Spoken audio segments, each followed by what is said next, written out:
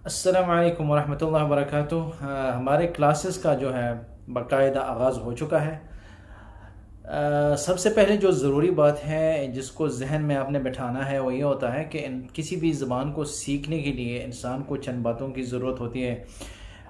हर आदमी जब भी किसी मुल्क में जाता है तो सबसे पहले उसको जिस चीज़ का सामना करना पड़ता है वो होता है लोगों से बात करना।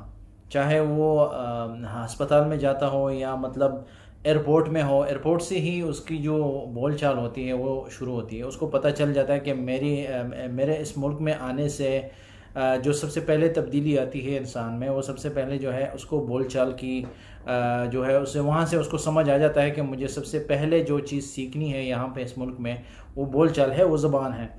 तो एयरपोर्ट से ही उसको जो ना उसको सीखने की सलाहियत उसमें अगर है तो वो वहीं से सीखना शुरू कर देता है। एयरपोर्ट में ही कुछ ऐसे अल्फाज होते हैं जो उसको ज़रूरत है और वहाँ से उसने सीखना शुरू कर दिया। उसके बाद हॉस्पिटल में होता है, उसके बाद होटल में होता है, उसके बाद जो है रेस्टोरेंट में होता है। हर जगह पे आप जब जहाँ भी जाएंगे तो आपको जो है ना सबसे पहले इस चीज़ की ज़रूरत होती है कि आप ज़बान जानते हों। अगर आप ज़बान नहीं जानते तो आप उनके साथ आपको समझ नहीं आती कि इनके साथ हमने कैसे डील करना है, उनकी बातों को कैसे आपने समझना है और आपने अपनी बात उनको कैसे समझानी है। तो सबसे पहले जो बात होती है वो किसी से भी आप मिलजुल कर जब भी आप किसी से मिलते हैं तो सबसे पहली जो बात होती है वो दुआ सलाम से शुरू होती है। दुआ सलाम का मतलब है कि जब भी आप किसी से मिलते हैं ग्रीटिंग होती है, ग्रीटिंग्स होती है, वेलकमिंग होता है। आप किसी से मिलते हैं या आपसे कोई मिलता है तो सबसे पहले हाय हेलो इंग्लिश में जो बोलते हैं, लेकिन हम चूंकि अभी हमारा जो मकसद है वो अरबी ज़बान है और अरबी ज़बान में ख़ासकर जो है हम आपको जैसे मैंने बताया था कि हम चूंकि यूएई में रहते हैं, मुत्तहिदा अरब इमारात में रहते हैं, तो यहाँ का जो डायलेक्ट है, यहाँ का जो लहजा है उसमें हमने बात सीखनी है। और इसके अलावा भी मैं आपको बताऊंगा कि इस लहजे के साथ साथ जो फुसहा अरबी है, जो ओरिजिनल अरबी है, जो किताब की रिटन अरबी है, जो कुरान की है, तो उसमें भी आपको बताएंगे कि ओरिजिनली ये लफ्ज़ कैसा है और यहाँ तक कैसे पहुँचा। तो शुरू में बात ये होती है, शुरू की जो सबसे पहले बात है, सबसे पहली बात जो है वो यही है कि आप किसी से मिलते हैं तो कैसे मिलें, कैसे मिलते हैं, आप उनसे किस तरीके से जो है ना आपकी मुलाकात शुरू होती है और सबसे पहले आपको उनसे क्या कहना है और उन्होंने आपसे क्या कहना है। तो आइए मैं आपको बताता हूँ कि हमने उनसे कैसे मिलना है और उन्होंने हमसे कैसे मिलना है और कौन से अल्फाज हैं जो हम एक्सचेंज करते हैं, या हम उनको कैसे वेलकम करें या वो हमें कैसे वेलकम करें। जी, तो सबसे पहले आप जब किसी से भी मिलते हैं या वो आपसे मिलते हैं, जैसे कि ना मैंने आपको अब बता दिया, सबसे पहले जो लफ्ज़ होता है वो मरहबा। मरहबा का मतलब है वेलकम, जो इंग्लिश में कहते हैं, लेकिन चूंकि हमारी जो ज़बान है, जो हमारा लहजा है, हम समझाएंगे उर्दू में और अल्फाज जो होंगे वो अरबी के होंगे, तो इंग्लिश को बहुत कम हम इस्तेमाल करेंगे क्योंकि इंग्लिश तो सबको आती है, लेकिन हमारा जो मकसद है वो अरबी और उर्दू है कि उर्दू से अरबी में या अरबी से इंग्लिश में हम अल्फाज को कैसे एक्सचेंज करें। तो मरहबा का मतलब है कि खुशामदीद। आप किसी से भी मिलते हैं, कोई आपसे मिलता है तो आप उनको कहते हैं कि मरहबा, वो आपसे कहते हैं मरहबतैन। इसका जवाब होता है कि आप उसको एक बार वेलकम कहते हैं तो आपको कहता है कि मरहबतैन। दो बार जो है ना आपके कहने का, अरबी चूंकि एक ऐसी ज़बान है जिसमें सलाम या दुआ का जो है, सलाम का जवाब जो होता है वो उससे भी मीठी तरह से जो है ना एक्सचेंज किया जाता है। जैसे कुरान में अल्लाह ताला ने फरमाया है कि वइज़ा हुय्यितुम बितहिय्यतिन फहय्यू बिअहसन मिन्हा अव रुद्दूहा, कि जब भी तुम पर कोई मतलब सलाम करे, ग्रीटिंग करे या तुम्हें वेलकम करे तो तुम उसका जवाब उससे बेहतर अल्फाज में करो, वरना जो उसने जवाब सलाम किया है उसी का जवाब उसी तरह दे दो या उससे बेहतर दे दो। बेहतर दे सकते हो तो दे दो। तो मरहबा जब कोई कहता है मरहबा, मरहबा ये तो फुसहा अरबी जो है उसमें भी बोला जाता है, जो ओरिजिनल अरबी है, ओरिजिनल है, और जो बोलचाल है उसमें भी आप उसको मरहबा ही कहते हैं। मरहबा, मरहबा बक, ये जो लोकल डायलेक्ट है इसमें कहते हैं कि मरहबा बक, यानी आप पर आपका आना खुश, मतलब आपका आना जैसे कहते हैं कि खुश आमदीद, आपका आना, आपके आने से हमें खुशी हुई, या मतलब ये जो चूंकि उर्दू का लफ्ज़ भी नहीं है, ये फ़ारसी का लफ्ज़ है कि आपका आना जो है वो खुशी का सबब है हमारे लिए, कि खुशी की आपका आना जो हमारे लिए खुशी है, या आपके आने से हम खुश हुए। तो मरहबा, मरहबा बक, ये जो है इसका मतलब है वेलकम, और इसके जवाब में आप कहते हैं कि मरहबतैन, मतलब 2 बार आप पर आपका आना 2 बार, हम आपको 2 बार वेलकम करते हैं, या मतलब आपको डबल वेलकम करते हैं। तो ये इसका है कि मरहबा, तो इसका जो जवाब होगा हम इसको मरहबतैन भी कह सकते हैं कि मरहबतैन। ये इसका मतलब है कि आपका ना डबल, हम आपको डबल वेलकम कहते हैं।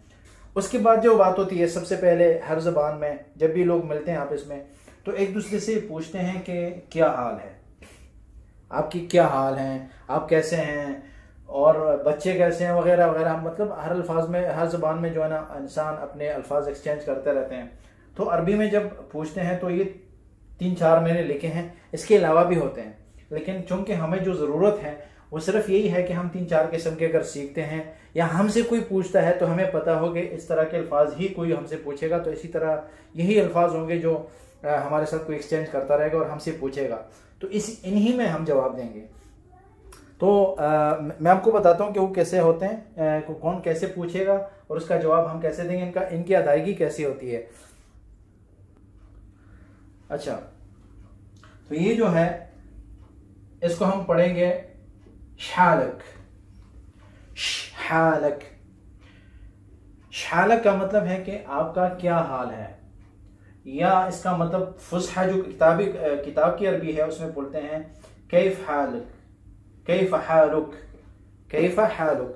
बोलचाल में शालक, कैफ हाल, कैफ हालक, आप कैसे हैं, आपका क्या हाल है, जैसे उर्दू में कहते हैं क्या हाल है। और इसमें मैंने ये लिखा ब्रैकेट में आपका, यानी क्या हाल है आपका। ये जो काफ है ये मुखातिब के लिए है, और मुखातिब जो है अरबी में मुज़क्कर भी होता है, मुअन्नस भी होता है, लेकिन हम अगर औरत को मुखातिब करते हैं तो हम कहते हैं कि कैफ हालुकी, और बोलचाल में अगर हम पूछते हैं तो हम कैफ हालज, लच, छे का जो है हम इस्तेमाल करते हैं मुअन्नस के लिए। मुज़क्कर के लिए तो यही है कि कैफ हालक, शालक, शालच। शालक मर्द के लिए, मुज़क्कर के लिए, और शालच मुअन्नस के लिए है। अगर हमने कोई गलती की, थोड़ी सी गलती से पूरा माना, पूरी स्टोरी बदल जाएगी। मिसाल के तौर पर हमने यहाँ कैफ हालक की जगह कैफ खालक बना दिया, और आपको पता है कि खाल जो होता है अरबी में ये मामू को कहते हैं। कैफ खालक मतलब ये है कि आपके मामू कैसे हैं। अगर आपसे कोई मिलता है, आप उनसे पूछते हैं कि आपके मामू कैसे हैं, तो बोलेगा भाई पहले आप मेरी हालत पूछो, बाद में मामू पे जाना। लेकिन आप पहले ही जो है ना मामू का पूछ रहे हैं। तो अरबी में अगर आप किसी से पूछते हैं, ये गलती मत करना, है और खे की गलती करना, या गैन और ऐन की गलती करना, या ऐन की जगह हमजा को इस्तेमाल करना, इससे जो है ना लोगों को पता चल जाता है कि आपकी अरबी कमज़ोर है और आप अरबी बोल नहीं सकते। तो यहाँ से ही जो है ना आप थोड़ा ख्याल रखा करें कि कैफ हालक की जगह अगर आप कैफ खालक बोलेंगे तो इसका मतलब ये होगा कि आपके मामू कैसे हैं। तो मामू पे ना जाएं, पहले अपने हालत के बारे में पूछें और बताएं, और बाद में जो है मामू पे जाएं। तो ये है, ये इस चीज़ को आपने इसका बहुत ख्याल रखना। मैं रेड पेन इसलिए इस्तेमाल कर रहा हूँ कि ये आपको पता चले कि ये गलतियाँ हैं। तो कैफ हालक, शालक, कैफ हालक एक ही है, मतलब एक ही है। लेकिन अगर आप लोकल लोगों के साथ बात करेंगे और आप इनसे जो है ना इनके डायलेक्ट में बात करेंगे, तो यही जो है ना वो ज़्यादा इस्तेमाल इसी का करते हैं कि शालक। तो औरत से अगर आप पूछेंगे, बहन हो, बेटी हो, किसी से भी आप पूछते हैं तो उनसे ये पूछेंगे शालच, आप कैसी हो। तो वो जवाब जो उसके बाद जो है ये भी है और ये भी है, शालक, शालच, कैफ हालक, कैफ हालच। और उसके बाद ये भी पूछ सकते हैं शालक की जगह शखबारक। अच्छा, अखबार का मतलब है खबर, क्या खबर है आपका। शखबारक, शखबारच, ये जो लफ्ज़ है, अगर इसका हम आपको बताया था मैंने कि अरबी में कुछ अल्फाज ऐसे होते हैं जिनका दूसरी ज़बानों में तर्जमा करना कोई आसान नहीं होता, समझ में ही बात नहीं आती। शखबारज, शखबारक, आपका खबर है, आपका क्या खबर है, मतलब आपके बारे में क्या खबर है, क्या चल रहा है, खबर क्या है। ये अगर आप दूसरी ज़बानों में तर्जमा करेंगे तो आपको समझ नहीं आएगी, क्योंकि खबर के बारे में तो कुछ समझ, लेकिन अरबी में जो है ये लफ्ज़ इस्तेमाल होता है।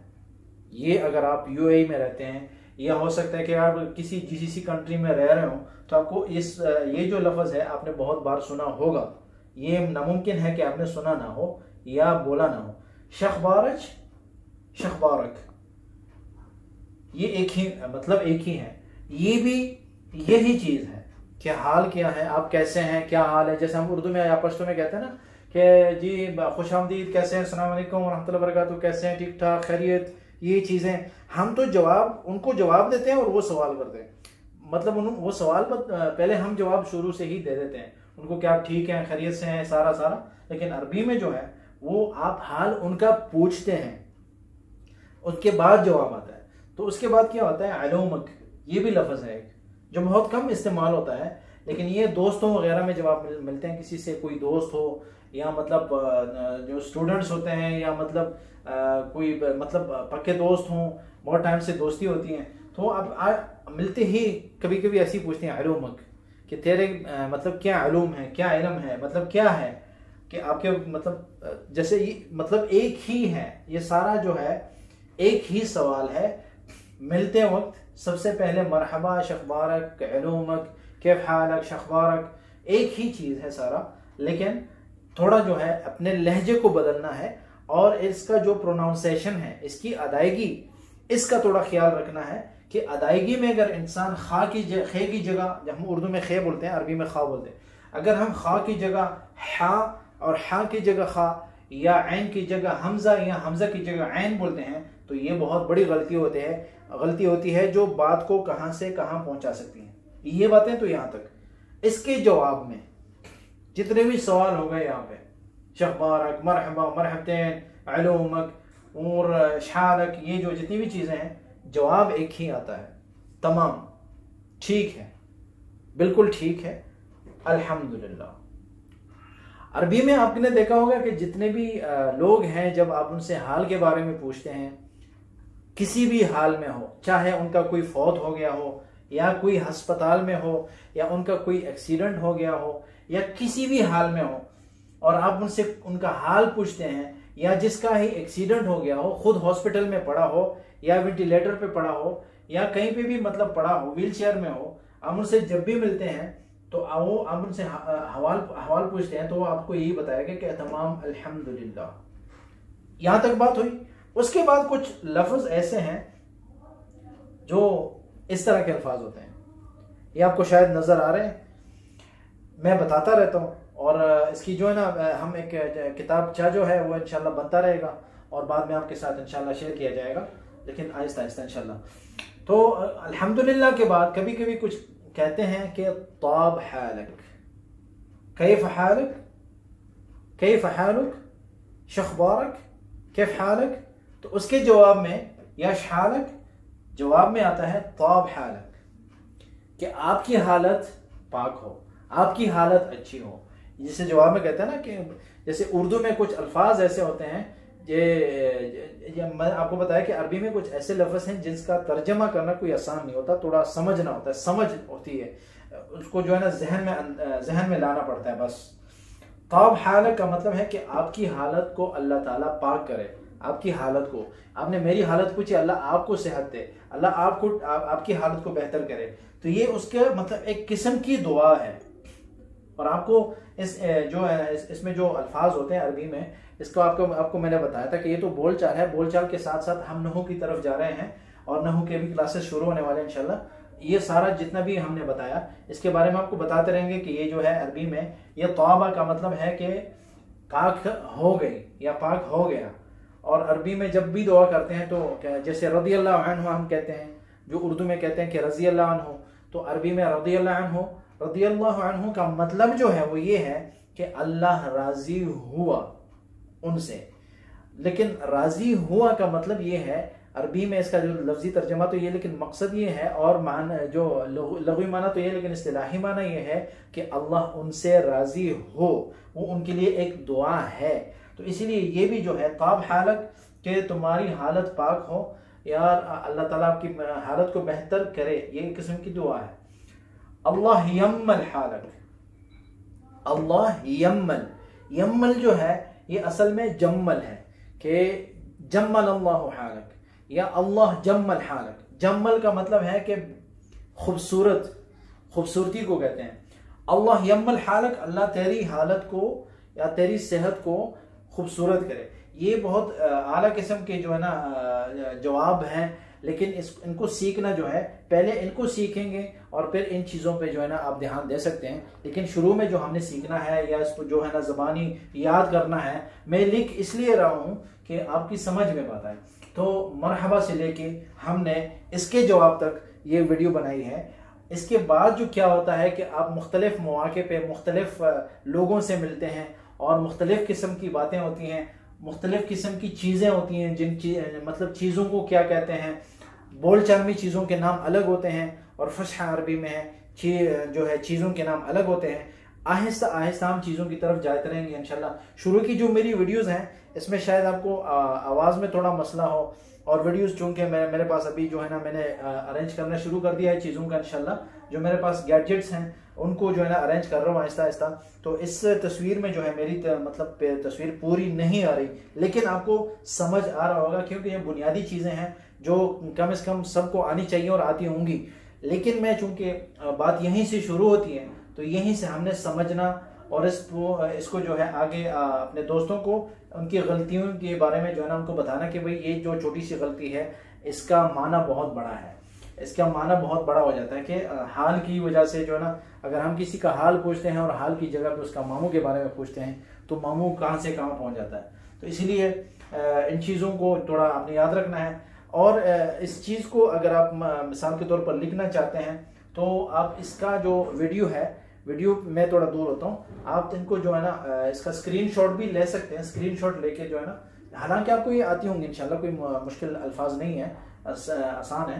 तो इनका आप वीडियो जो स्क्रीनशॉट लेके आप अपने अल्फाज में और जो है ना उर्दू में इसको या इंग्लिश में अपने लिए बहुत मतलब एक्सप्लेन कर सकते हैं, अपने लिए आप लिख सकते हैं, इससे ज़्यादा भी लिख सकते हैं। लेकिन चूंकि प्रोनाउंसिएशन जो है इस चीज़ का हमने बहुत ज़्यादा ख्याल रखना है कि हमने उसकी अदायगी कैसे करनी है। तो यहाँ पे हमारी ये वीडियो ख़त्म होती है। दुआ में याद रखें इंशाल्लाह, और अल्लाह ताला से दुआ है कि इंशाल्लाह अल्लाह ताला अगली क्लास में जो है हमारी मुलाकात बेहतर तरीके से करें इंशाल्लाह। दुआ में याद रखें। अस्सलामु अलैकुम व रहमतुल्लाहि व बरकातुहू।